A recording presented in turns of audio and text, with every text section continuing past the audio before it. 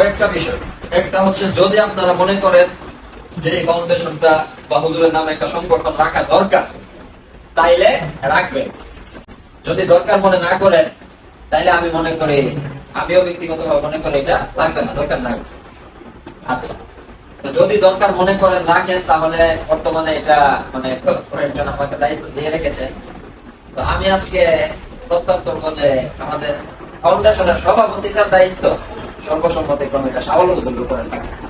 এবং শরীফা বলছিল ইসুল হুজুরকে দাওয়াত দিতে, আরো কয়েকজনকে দাওয়াত দিতে। তো আমি চিন্তা করলাম যে না, এটা পরে ইসুল হুজুর সরাসরি কুমিল্লার হুজুরের ছাত্র না, হুজুরের সাথী। আমার হুজুর হুজুরের সাথী, আর শাওল শাহ হুজুর হুজুরের ছাত্র।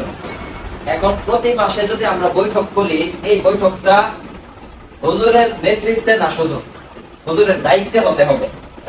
এক নম্বর কথা হচ্ছে, সভাপতির দায়িত্বটা এটা হুজুরের থাকবে, আর এরপরে বাকিগুলো আমরা পালন করবো।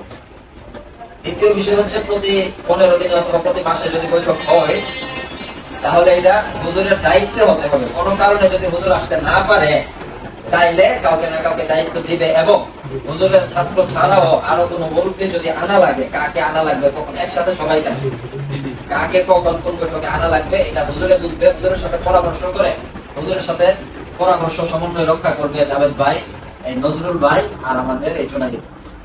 হ্যাঁ, আপনারা হুজুরের সাথে সমন্বয় রক্ষা করবেন, এই তিনজন। আচ্ছা, এরকম একটা কিছু হতে পারে।